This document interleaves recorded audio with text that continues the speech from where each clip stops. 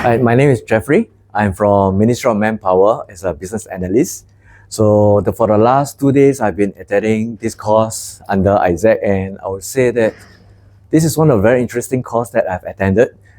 Although the courses span over 2 days, I would say that I never have down moments. Every segment has been very engaging, and I really enjoy it. But I think more than just being interesting and being entertained throughout, I would say that the course content is very relevant, and there are many takeaways that I could apply in my workplace. Example, like how I should actually live with people of different personality, how I should interact better with my bosses and HOD.